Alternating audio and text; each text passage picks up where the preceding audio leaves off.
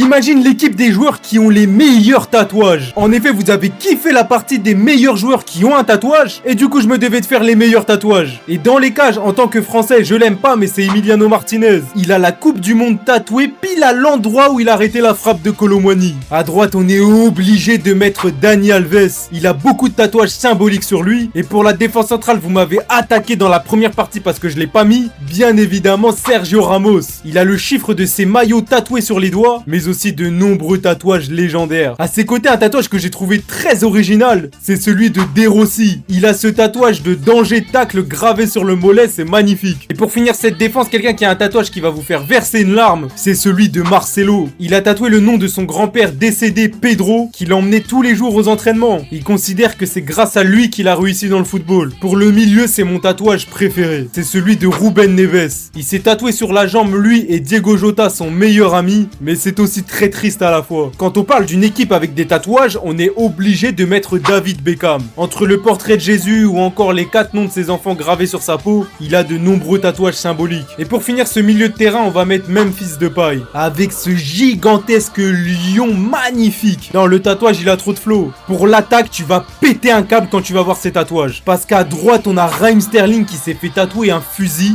À l'époque, ça avait fait polémique, mais il a ensuite expliqué que c'était en hommage à son père qui s'est fait tirer dessus. Et c'est aussi une promesse de ne jamais toucher aux armes. À gauche, c'est pareil, vous m'avez attrapé par le col parce que je l'ai pas mis. Je parle bien évidemment de Neymar. En effet, Neymar, il a beaucoup de tatouages en rapport avec le christianisme, mais aussi beaucoup de phrases symboliques. Et pour finir, c'est l'un des joueurs avec le plus de tatouages, bien sûr Zlatan Ibrahimovic. Dis-moi qui t'aurait mis dans cette équipe.